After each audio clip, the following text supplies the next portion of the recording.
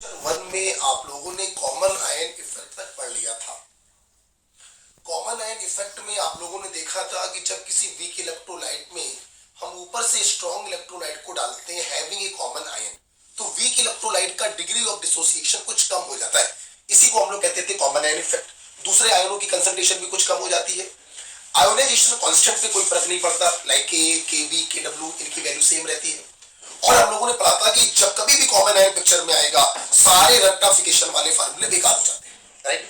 Common ion effect में हम लोगों को दो क्वेश्चन करने थे, तो आइए क्वेश्चन करते हैं। जैसे क्वेश्चन नंबर 1 क्या है बेटा? क्वेश्चन नंबर 1 है, क्या है? हाँ, पहला क्वेश्चन है,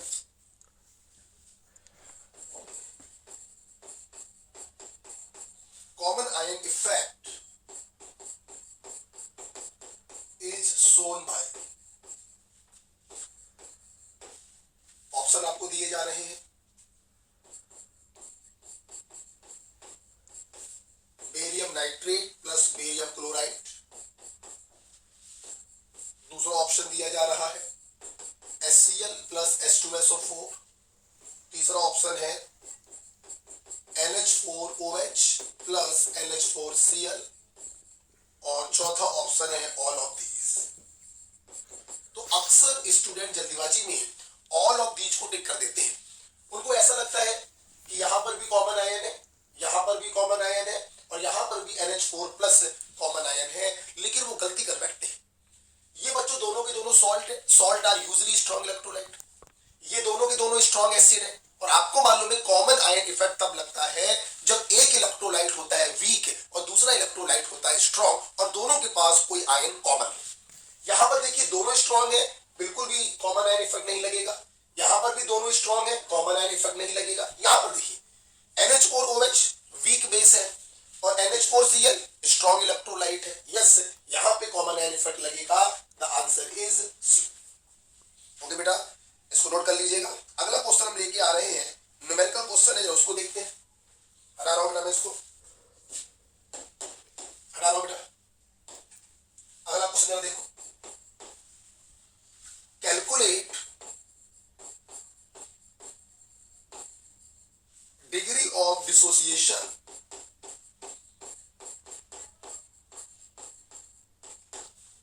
of 0.1 molar HCl in 0.1 molar HCl। Bracket में लिखेंगे K for HCl is 10 की पावर -5। पेन बंद करिए और सामने देखिए। बच्चों यहाँ पे हम लोगों को 0.1 मोलर HCl का डिग्री ऑफ डिसोसिएशन मतलब अल्फा निकालना है। वैसे तो ये 1:1 टाइप का इलेक्ट्रोलाइट है, हम लोग Ka बराबर C अल्फा 1 स्क्वायर लगा सकते थे, लेकिन आपको मालूम है कि यहाँ पर कॉमन आयन पिक्चर में आ रहा है और अगर कॉमन आयन पिक्चर में आ रहा है तो सारे रेक्टिफिकेशन वाले फार्मूले बेकार हो जाएंगे। हमें अपने इस क्वेश्चन को कॉन्सेप्ट से करना पड़ेगा, इसको तोड़ना पड़ेगा, इक्वेशन बनानी पड़ेगी, एक्सप्रेशन लिखना पड़ेगा, वैल्यू रखनी पड़ेगी, तब आंसर आएगा।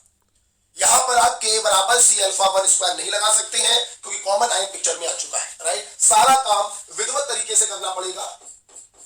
ये HCl है, वीक एसिड है।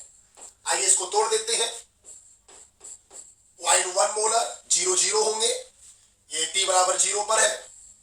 इक्विलिब्रियम पर इक्वेशन बनानी आपको आती है। 0.1 minus 0.1 alpha, this is 0.1 alpha, this is 0.1 alpha. अब आपको यह भी मालूम है कि इसी बर्तन में HCl भी पड़ा हुआ है, स्ट्रॉन्ग इलेक्ट्रोलाइट है, 100% डिसोसिएट करेगा, इसका अस्तित्व पूरा खत्म हो जाएगा, इसका ये पूरी तरीके से अपने आयंस में टूट जाएगा। तो ध्यान से देखें, इस बर्तन में H+ की कंसंट्रेशन हो जाएगी दिस प्लस दिस। और आपको अच्छे से मालूम है स्ट्रॉन्ग वाले के सामने वीक वाले को हम लोग छोड़ देते हैं, राइट। स्ट्रॉन्ग वाले के सामने ये वीक वाले को हम अक्सर छोड़ देते हैं कॉमन आयन इफेक्ट में, राइट। आइए एक्सप्रेशन लिखेंगे K बराबर प्रोडक्ट की कंसंट्रेशन अपॉन रिएक्टेंट की कंसंट्रेशन, जगह नहीं है मैं यहां पे कर रहा हूं, के की वैल्यू दे रखी है 10 की power -5,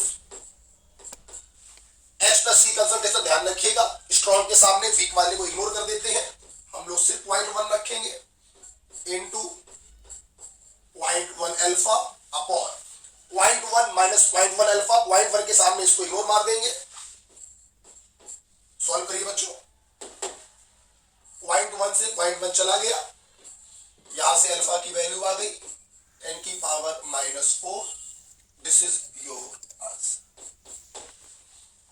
okay, common ion effect के क्वेश्चन में सबसे इंपॉर्टेंट होता है बच्चों अप्रोक्सीमेशन।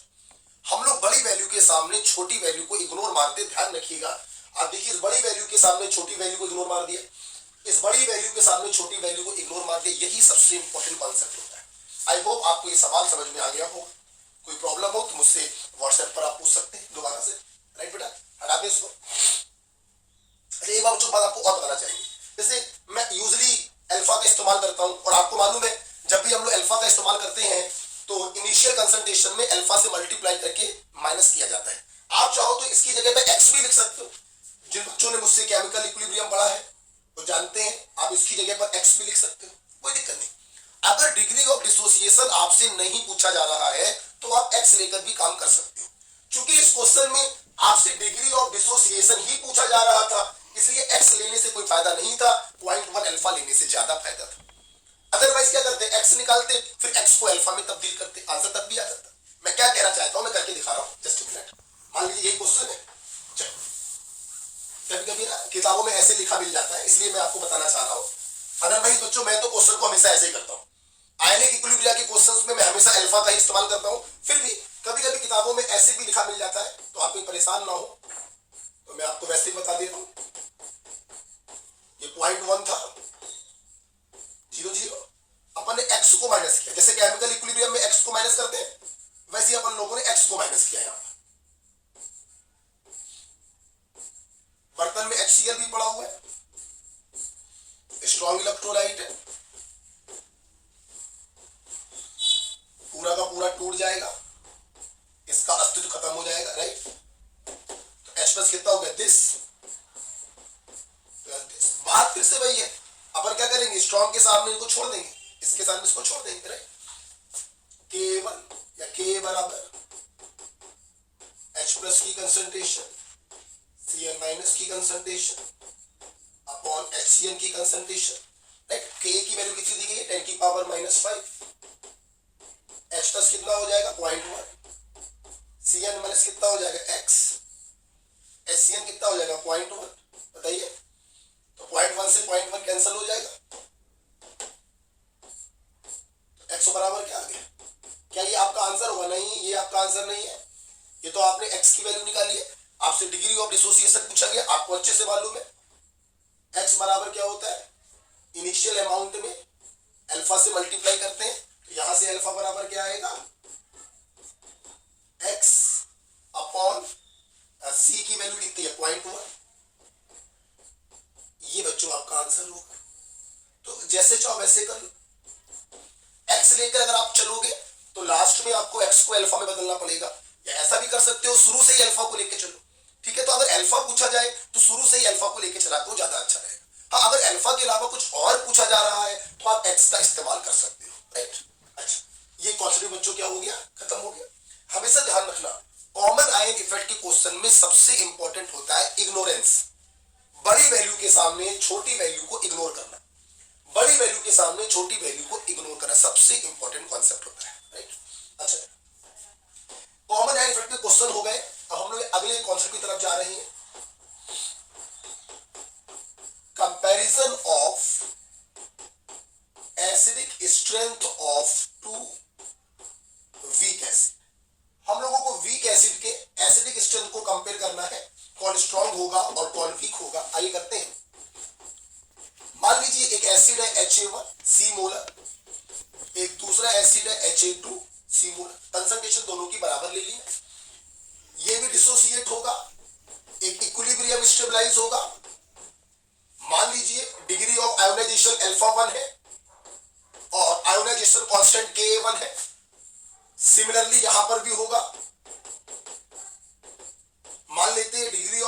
आयोनाइजेशन अल्फा 2 है और आयोनाइजेशन कांस्टेंट बच्चों कितना है Ka2 मान लेते हैं। क्योंकि दोनों एग्जांपल मैंने 1:1 के लिए रखे हैं, मेरी पूरी क्लास समझ गई होगी। Ka1 बराबर C अल्फा 1 स्क्वायर होगा और Ka2 बराबर C अल्फा 2 स्क्वायर होगा। ऑफ कोर्स नीचे 1 माइनस अल्फा 1 होगा, 1 के सामने अल्फा 1 को इग्नोर कर दिया। यहाँ पे नीचे 1 माइनस अल्फा 2 होगा, 1 के सामने अल्फा 2 को इग्नोर कर दिया, राइट। अब बच्चों बात बताइए, एसिड क्या होते हैं? एसिड वो होते हैं जो H+ को डोनेट करते हैं। जो जितना ज्यादा H+ डोनेट करेगा उसका एसिडिक स्ट्रेंथ उतना ज्यादा होगा। अब ज्यादा H+ को डोनेट कौन करेगा? जो ज्यादा टूटेगा। तो क्या मैं ये नहीं लिख सकता हूं,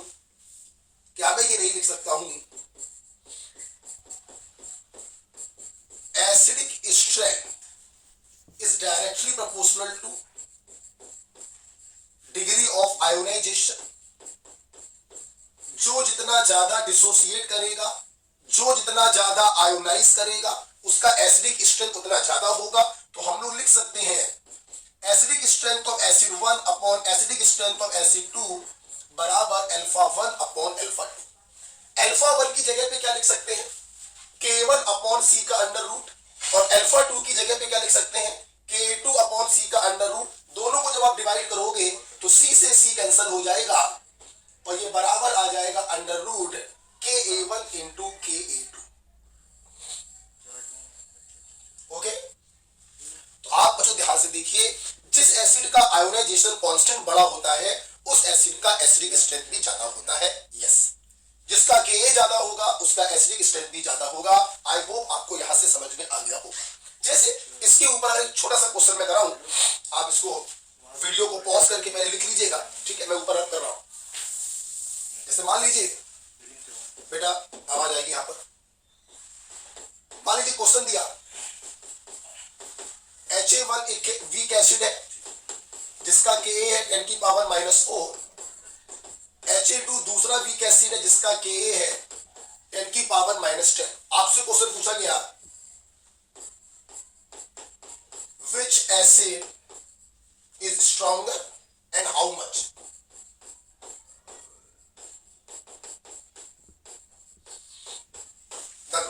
तो कौन सा एसिड इसमें से स्ट्रॉन्ग होगा? कोई बच्चा भी बता देगा। जिसकी Ka की वैल्यू ज्यादा होगी वो ज्यादा स्ट्रॉन्ग होगा। अपन को ये निकालना कितना स्ट्रॉन्ग होगा, तो उसके लिए आप इसका इस्तेमाल करेंगे। आइए करते हैं, कितना स्ट्रॉन्ग होगा अगर आपको ये निकालना है तो Ha1 का एसिडिक स्ट्रेंथ अपॉन Ha2 का एसिडिक स्ट्रेंथ बराबर, बेटा नीचे मनीष नीचे तो शायद दे दे, ठीक है? और ये भी बेटा हो जाएगा, राइट? तो ये बराबर हो जाएगा 10 की। तो हम लिख सकते हैं Ha1 is 1000 times stronger than Ha2. This is your answer. Okay बेटा, क्या साफ दिखाई पड़ रहा है? घर से बनाया जा रहा है वीडियो? हाँ, साफ दिखाई पड़ रहा है, पूरा आ रहा है बेटा? हाँ, पूरा आ रहा है। ओके बेटा, तो इस प्रकार से हम लोगों ने आज दूसरा कॉन्सेप्ट खत्म किया, comparison of acidic strength, right बेटा? पॉज करके आप लिख लीजिएगा। मैं एक नेक्स्ट कॉन्सेप्ट की तरफ जा रहा हूं। एनसीईआरटी से कॉन्सेप्ट है पॉलीप्रोटिक एसिड।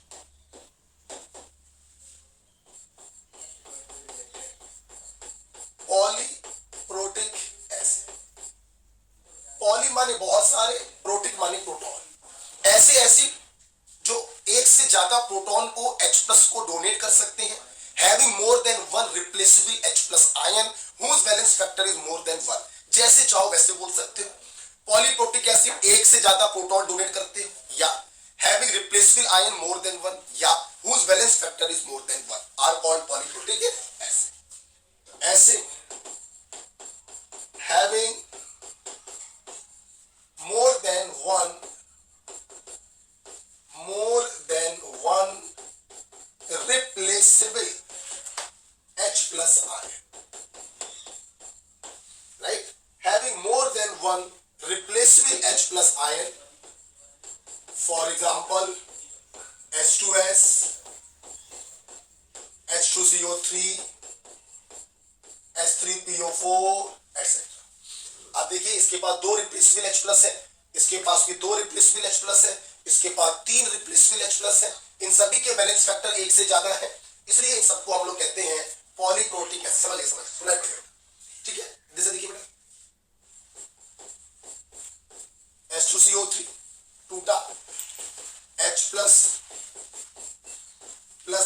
SiO3 माइनस, ये Ka1 हुआ, SiO3 माइनस टूटा, ये Ka2 हो गया, और अगर दोनों इक्वेशन को हम जोड़ दें तो ओवरऑल डिसोसिएशन की इक्वेशन आ जाएगी, इससे ये कैंसिल हो जाएगा,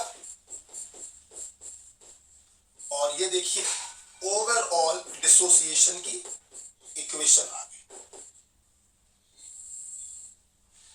okay, this is first dissociation, this is second dissociation, this is overall dissociation, right. Polyprotic acid में डिटेल डिस्कशन करने से पहले मैं अपने स्टूडेंट को कुछ रिजल्ट लिखवाना चाहूंगा। इस रिजल्ट नंबर 1 ध्यान रखिएगा, first dissociation constant is much more than second which is more then third and so on. पहला जो डिसोसिएशन कांस्टेंट होता है उसकी वैल्यू सबसे बड़ी होती है, दूसरे की वैल्यू उससे छोटी होती है एंड सो ऑन। बहुत ही आराम से हम इसको समझ सकते हैं। बेटा न्यूट्रल स्पीशीज के अंदर से H+ को निकालना कंपैरेटिवली इजी है, लेकिन एनायन के अंदर से प्लस को बाहर निकालना ये बहुत डिफिकल्ट है। माइनस अपने अंदर से प्लस को निकलने नहीं देगा, मतलब सेकंड डिसोसिएशन बहुत छोटा होता है। यस, तो जैसे जैसे नेगेटिव चार्ज बढ़ता जाता है वैसे वैसे डिसोसिएशन कम होता जाता है। Ka1 की वैल्यू सबसे बड़ी होगी, Ka2 उससे छोटा होगा, Ka3 उससे छोटा होगा, राइट। अगर हम लोग बात करें ओवरऑल डिसोसिएशन कांस्टेंट की, तो ये आप लोग केमिकल इक्विलिब्रियम में पढ़ चुके हैं। जब कभी लगातार डिसोसिएशन कांस्टेंट दिए जाते हैं A2B, B2C, C2D, और फिर इनिशियल टू फाइनल आपसे पूछा जाए तो सबको मल्टीप्लाई करते चले जाइए, आपका आंसर आता जाएगा। यहां पर इसको हम लोग कहते हैं ओवरऑल डिसोसिएशन या आयोनाइजेशन कांस्टेंट, राइट। चलते हैं तीसरे पॉइंट की तरफ। बच्चों पॉलीप्रोटिक एसिड हर स्टेप में टूटकर H+ देते हैं, तो अगर हम यहां पर H+ की टोटल कंसंट्रेशन की बात करें तो कोई भी बता देगा it is equal to H+ obtained from first step plus H+ obtained from second step plus H+ obtained from third step plus and so on. तो H+ की टोटल कंसंट्रेशन हो जाएगी H+ given by each step, और सबको आप जोड़ते चले जाइए। लेकिन बच्चों मैं आपको बताना चाहूंगा Ka1 की वैल्यू बहुत ज्यादा होती है। अभी मैंने रीजन भी आपको बताया कि न्यूट्रल के अंदर से प्लस को निकालना कंपैरेटिवली आसान होता है और नेगेटिव के अंदर से H+ को निकालना कंपैरेटिवली बहुत ही डिफिकल्ट होता है। तो Ka1 की वैल्यू बहुत ज्यादा है, तो फर्स्ट स्टेप से जो H+ आपको मिलते हैं ये लाखों की संख्या में मिलते हैं, सेकंड स्टेप से जो H+ आपको मिलते हैं ये सैकड़ों की संख्या में मिलते हैं। तो लाखों के सामने हम सैकड़ों को क्या कर सकते हैं, इग्नोर कर सकते हैं। यस बच्चों, इसलिए जब कभी भी H+ की टोटल कंसंट्रेशन आपसे पूछी जाए तो actually it is equal to H+ की concentration given by first step, क्योंकि इसके सामने हम इन सबको क्या कर देते हैं, इग्नोर कर देते हैं। तो यहां पे लिख लीजिएगा it is mainly decided by first step.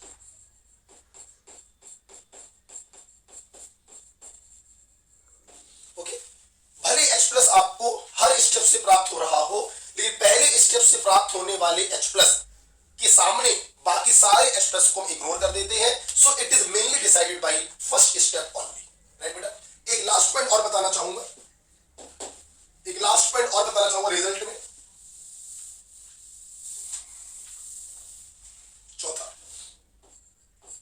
अगर फर्स्ट स्टेप के किसी आयन की कंसंट्रेशन आपसे पूछी जाए तो ध्यान रखिएगा it is always equal to C∝1 या √ Ka1 × C। और अगर आपसे सेकेंड स्टेप के किसी आयन की कंसंट्रेशन पूछी जाए it is equal to Ka2। ध्यान रखिएगा फर्स्ट स्टेप का आयन कौन है, जैसे बाइकार्बोनेट, सेकेंड स्टेप का आयन कौन है, कार्बोनेट।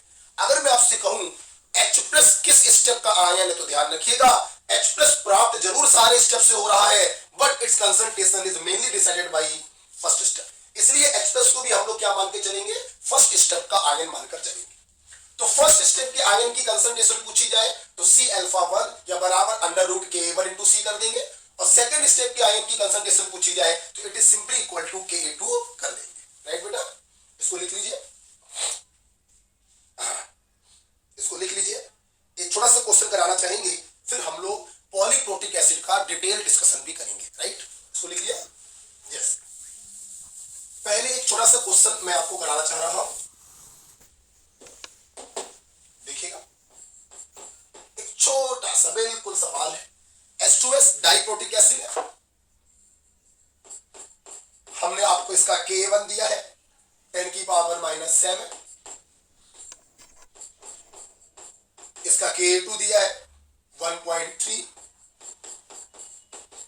इंटू 10⁻13 और इसकी कंसंट्रेशन दी है 0.11। आप देख सकते हैं Ka1 की वैल्यू Ka2 से बहुत ज्यादा है, 10⁵ टाइम्स ज्यादा है, आप देख सकते हैं। और यहां से आपसे क्वेश्चन पूछा गया,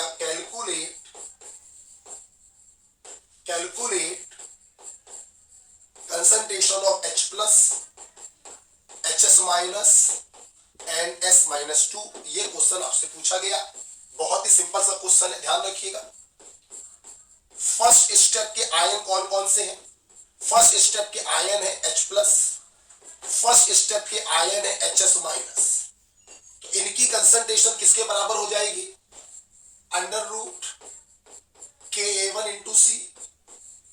Ka1 की वैल्यू है 10⁻⁻7, सी की वैल्यू है 0.1, तो एक आंसर आ गया 10⁻⁻4। और सेकेंड स्टेप के आयन की कंसंट्रेशन, सेकेंड स्टेप का आयन कौन है? सल्फाइड आयन है। ये सिंपली बराबर हो जाएगी Ka2 के। Ka2 की वैल्यू कितनी है? 1.3 इंटू 10⁻⁻13 मोलर। ओके, ध्यान रखिएगा, H प्लस हम लोग हमेशा फर्स्ट स्टेप का मानेंगे। तो एक आंसर बेटा ये हो गया है और एक आंसर बेटा ये हो गया है। राइट, चलिए एक छोटा सा क्वेश्चन मैंने आपको करवाया जो मैंने पढ़ाया। अब मैं आप लोगों को डिटेल डिस्कशन करने जा रहा हूं पॉलीप्रोटिक एसिड का। ध्यान से देखिएगा, इसको लिख लो पॉज करके और फिर कॉपी बंद करके ध्यान से देखिए। Right, detailing, detail discussion.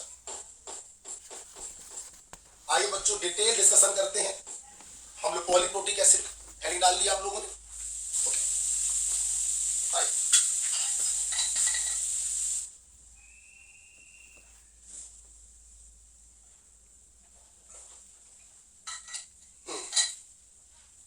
आइए बड़े करते हैं।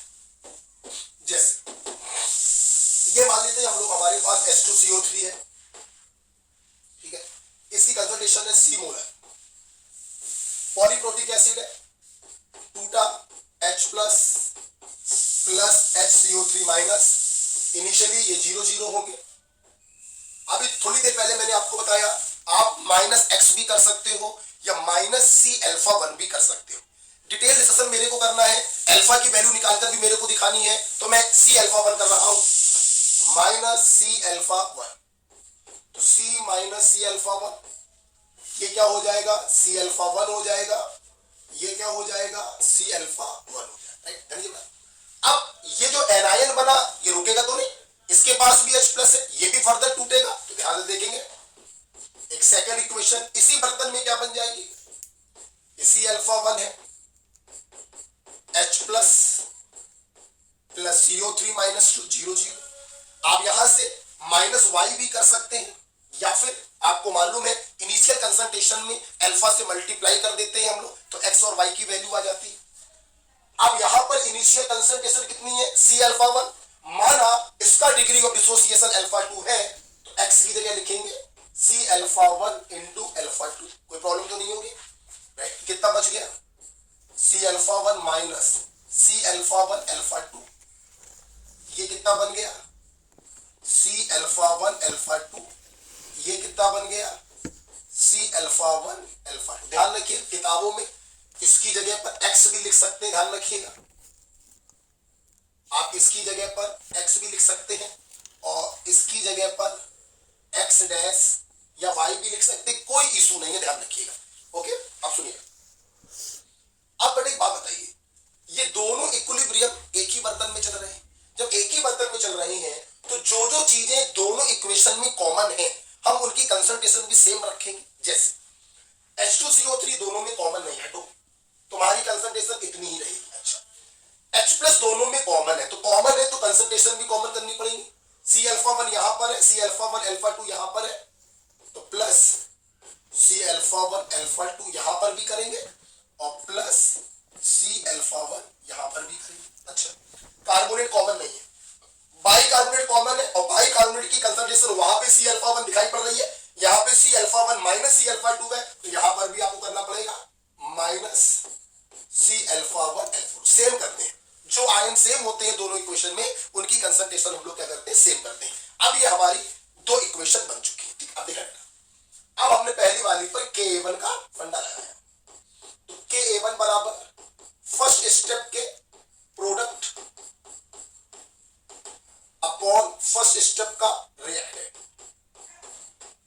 ध्यान रखिएगा बच्चों, कॉमन आयन के क्वेश्चंस में हम लोग को अप्रोक्सीमेशन बहुत अच्छे से लगाना आना चाहिए। अगर मैं अप्रोक्सीमेशन की बात करूं तो ध्यान से अगर आप लोग देखें, मैं ब्लू पेन से दिखा रहा हूं, ध्यान से अगर आप देखें तो ये हम लोग इग्नोर करेंगे, C अल्फा 1 के सामने ये इग्नोर करेंगे, इसके सामने ये इग्नोर करेंगे। सेम चीज यहां पर भी होगी, इसके सामने ये इग्नोर करेंगे, इसके सामने ये इग्नोर करेंगे, यहां पर कुछ भी इग्नोर नहीं होगा। राइट बच्चों, आइए वैल्यू सब्स्टिट्यूट कर देते हैं।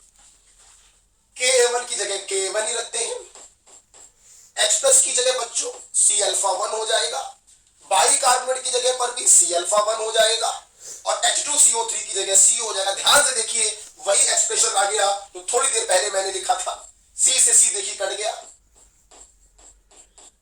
Ka1 बराबर आ गया C अल्फा 1 स्क्वायर। बेटा Ka1 बराबर आ गया C अल्फा 1 स्क्वायर आ चुका है।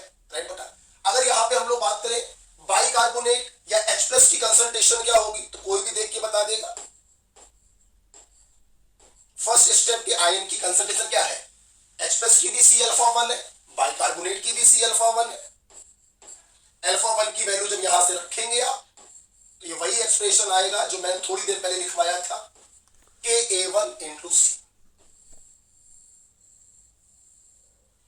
प्रूफ कर दिया मैंने, जो थोड़ी देर पहले मैंने रिजल्ट लिखवाया था, फर्स्ट स्टेप के आयन की कंसंट्रेशन होगी C अल्फा 1 या under root Ka1 into C। आप देखिए मैंने प्रूफ कर दिया, ये अल्फा 1 की वैल्यू मैंने यहां से निकाली है, Ka1 अपॉन C का अंडर रूट, जब यहां पे रखोगे Ka1 अपॉन C का अंडर रूट तो यही वैल्यू है।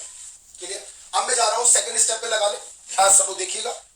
पहला चीज मैंने प्रूफ कर दिया है, सेकंड स्टेप पे देखिए, Ka2 बराबर सेकंड स्टेप के प्रोडक्ट अपॉन सेकंड स्टेप का रिएक्टेंट आई। Ka2 की जगह K2 रख दीजिए, H प्लस कितना है C अल्फा 1, कार्बोनेट कितना है C alpha 1 alpha 2 upon by carbonate कितना है C अल्फा 1। आप ध्यान से अगर देखें तो C अल्फा 1 से C अल्फा 1 बच्चों कैंसिल हो गया है, तो ये वैल्यू बराबर आ जाएगी Ka2 बराबर C अल्फा 1 इंटू अल्फा 2। क्या साफ दिखाई पड़ रहा है?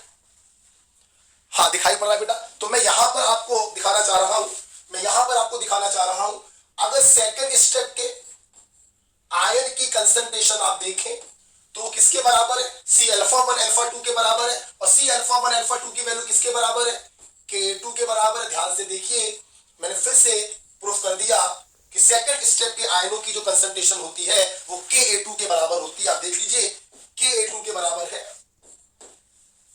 Ka2 के बराबर है। आप देखिए, और यहां से एक रिजल्ट बच्चों और आ रहा है, मैं यहां पे लिख रहा हूं कि अगर अल्फा 2 की वैल्यू आपसे पूछी जाए, यहां लिख रहा हूं, अगर अल्फा 2 की वैल्यू आपसे पूछी जाए तो अल्फा 2 की वैल्यू हो जाएगी Ka2 अपॉन C अल्फा 1, और C अल्फा 1 की जगह पर हम concentration of first step ion भी लिख सकते हैं, तो याद करने में आसानी रहेगी। ये देखिए एक रिजल्ट ये निकल कर आ रहा है, अल्फा 2 बराबर Ka2 अपॉन C अल्फा 1, और C अल्फा 1 की जगह पे लिख सकते हैं concentration of first step ion, ये भी लिख सकते हैं। अल्फा 1 की वैल्यू आएगी K1 अपॉन C का अंडर रूट, लेकिन अल्फा 2 की वैल्यू आएगी K2 अपॉन C अल्फा 1 या फर्स्ट स्टेप के आयन की कंसंट्रेशन। तो जो जो मैंने आपको रिजल्ट में लिखवाया था वो पूरा मैंने आपको प्रूफ करके दिखाया। इसको पॉज करके लिख लीजिएगा, फिर अपने मन से इसको समझने का प्रयास करिएगा। राइट बच्चों? ओके, आइए इसके ऊपर हम लोग एक क्वेश्चन करते हैं प्यारा सा। बहुत अच्छे से इसको लिख लीजिए, फिर वीडियो को पॉज करिए और पूरा ये काम 2 बार मैंने जो बोला वो करना पड़ेगा। पूरा ये काम 2 बार रफ कॉपी पर अपने मन से करोगे, फिर वीडियो को आगे देखना चालू करोगे। ध्यान दीजिए, ठीक? ओके, 2 बार कॉपी पे लिख लिया, अच्छे से समझ लिया। आइए अब इसके ऊपर हम लोग क्वेश्चन करते हैं, IIT जेईई में पूछा गया था। आइए हटा रहे इसको, एक क्वेश्चन करते हैं बच्चों इसके ऊपर।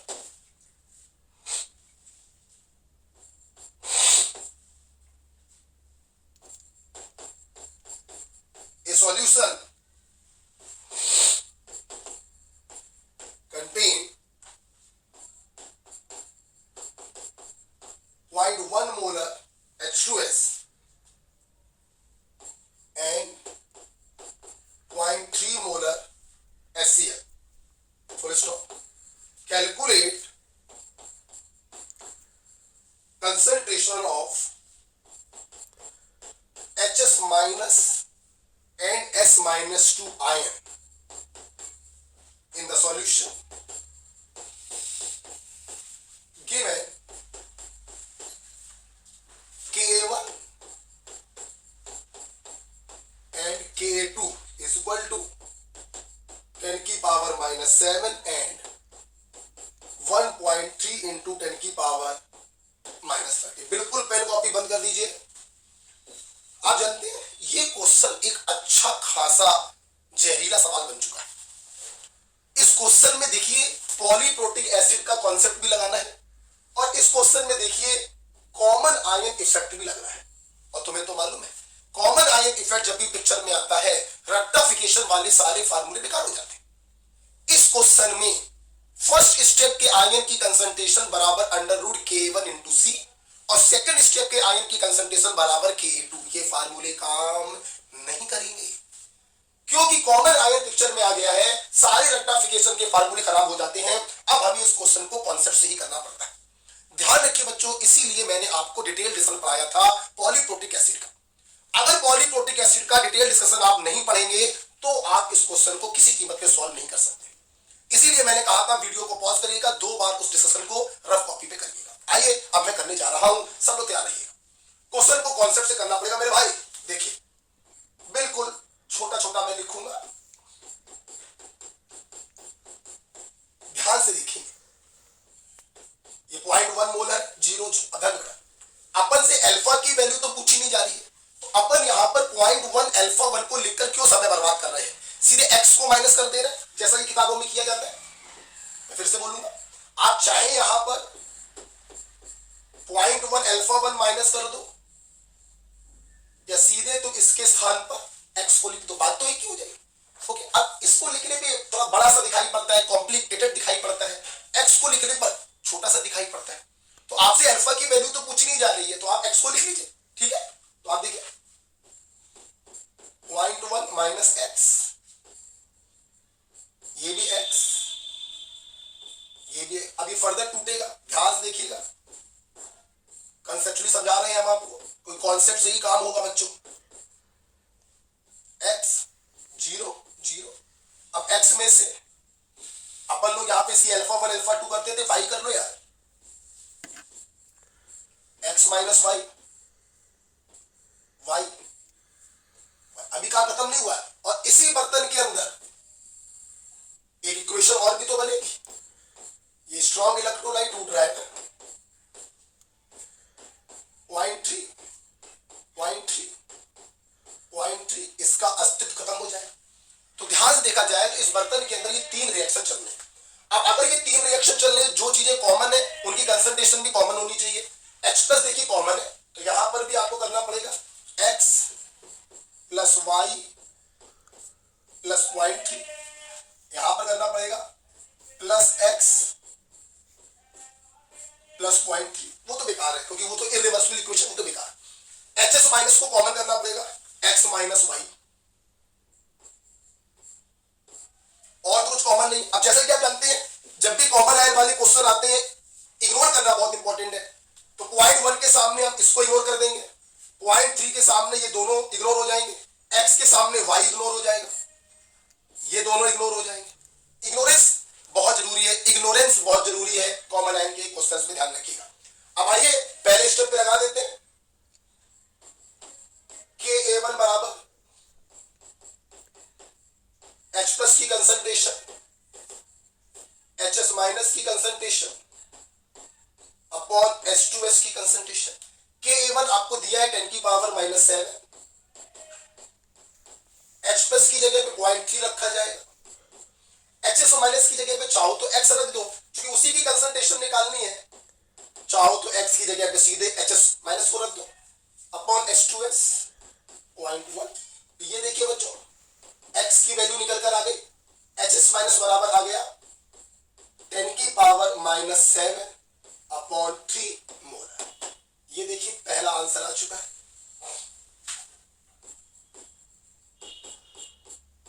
फर्स्ट आंसर आ गया, क्लियर बेटा। अब हम लोग आगे जा रहे हैं, हम लोग आगे जा रहे हैं बेटा। मनीष देख के बताओ ब्लू कलर दिखाई पड़ रहा है? बहुत अच्छे से, अच्छी दिखाई पड़ा। अब अपन लोग को सल्फाइड की कंसंट्रेशन निकालनी है। Ka2 बराबर H प्लस की कंसंट्रेशन सल्फाइड की कंसंट्रेशन अपॉन H2S। Ka2 आपको दिया गया है 1.3 इंटू 10 की पावर माइनस 30। H प्लस कितना हो जाएगा 0.3। सल्फाइड बच्चों आपको निकालना है, चाहो तो वाई रख दो, चाहो तो सीधे सल्फाइड रख दो, एक ही बात है।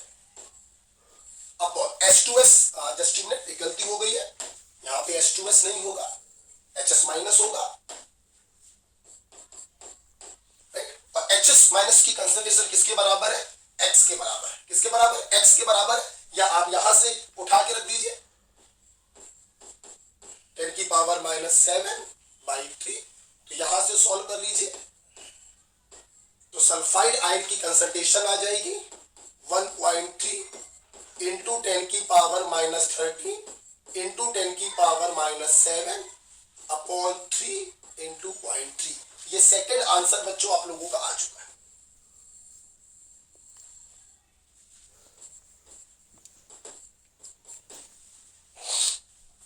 ओके, तो आप ध्यान से देख रहे हैं, जब तक डिटेल डिस्कशन आप नहीं पढ़ेंगे कॉमन आयन इफेक्ट का, इस प्रकार के क्वेश्चन आप नहीं कर पाएंगे। और आपको जान के खुशी होगी बच्चों, ये क्वेश्चन आपका आईआईटी में पूछा गया।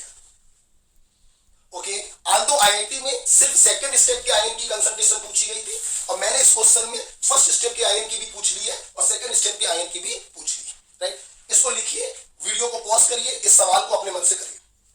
ओके, अपने मन से रफ कॉपी पे आप लोगों ने इस सवाल को दोबारा कर लिया होगा। अब मैं इस क्वेश्चन को करने का एक तरीका और बताने जा रहा हूं, ध्यान से देखिएगा। अगर बच्चों कॉमन आयन इफेक्ट पर क्वेश्चन आ जाए, उसमें पॉलीप्रोटिक एसिड भी लगा होगा, तो इस प्रकार से डिटेल हम लोग सवाल करते हैं। अगर बच्चों फर्स्ट स्टेप के आयन की कंसंट्रेशन पूछी गई है तो आपको विधिवत ऐसे ही काम करना पड़ेगा। देखिए, आपको एक ट्रिक बताना चाहते हैं, अगर सेकंड स्टेप के आयन की कंसंट्रेशन पूछी जाए तो इतना सब कुछ करने की जरूरत नहीं है। क्या, सुनिएगा बेटा, कॉमन आयन लग रहा है, पॉलीप्रोटिक एसिड है, और सेकंड स्टेप के आयन की कंसंट्रेशन आपसे पूछी जा रही है, फर्स्ट स्टेप की नहीं पूछी जा रही। तो अगर सिर्फ सेकंड स्टेप के आयन की कंसंट्रेशन पूछी जाए तो इतना सब कुछ डिटेल में करने की जरूरत नहीं है। आप सीधे क्या किया करिए, ओवरऑल डिसोसिएशन कांस्टेंट की इक्वेशन लिख दिया करिए 0.100, चाहे लिख दो -0.1 अल्फा, और चाहे इसकी जगह पे क्या लिख दो x।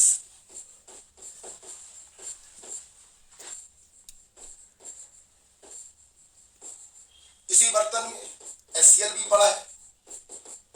अगर सेकंड स्टेप के आयन की कंसंट्रेशन पूछी जाए तो आप इस प्रकार से भी क्वेश्चन को सॉल्व कर सकते हैं, जैसे मैं ये कर रहा हूं, ये खत्म हो जाए। राइट, आप सीधे क्या करिए, ओवरऑल डिसोसिएशन की इक्वेशन लिख दीजिए।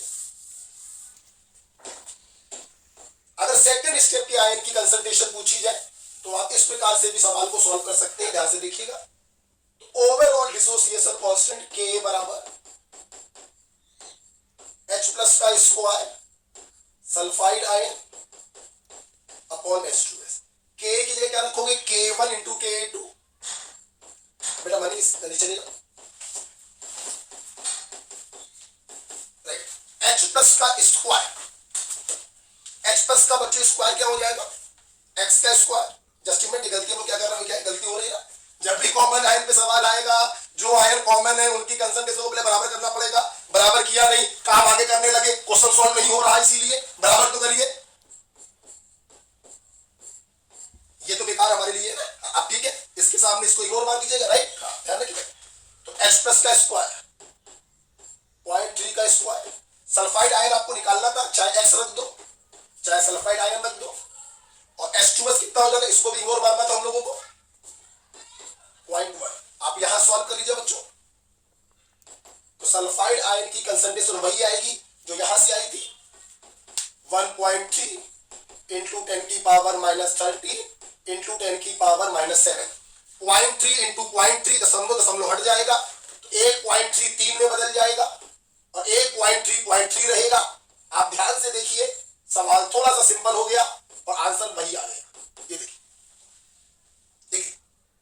तो ध्यान रखिएगा, अगर सिर्फ सेकंड स्टेप के आयन की कंसंट्रेशन पूछी जा रही है तो आप डायरेक्ट भी सवाल को कर सकते हो। सीधे ओवरऑल डिसोसिएशन कांस्टेंट की इक्वेशन लिखिए, जो स्ट्रॉन्ग एसिड डाला उसको लिखिए, कॉमन वालों को बराबर करिए, बड़े के सामने छोटे को इग्नोर मारिए, इक्वेशन लिखिए, सीधे आपका आंसर आएगा।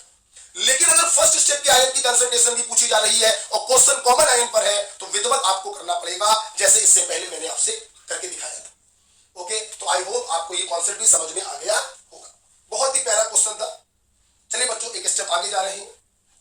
ओके, ये दुर्भाग्य है कि ऑनलाइन पढ़ना पड़ा ये चैप्टर, ऑफलाइन पढ़ते आप तो और आपको एंजॉय आता, बट कोई दिक्कत नहीं है, डूबते को तिनके का सहारा होता है। हर तरह से हम लोग को ढलना आना चाहिए। ओके, आपको मैंने अच्छे समझाने का प्रयास किया है। कोई प्रॉब्लम आ रही हो तो व्हाट्सएप पे पूछ सकते हैं मुझसे, मैं इसको हटाने जा रहा हूं। अब बच्चों, हम लोग का आज का लास्ट जो कॉन्सेप्ट है, concept of acid and base.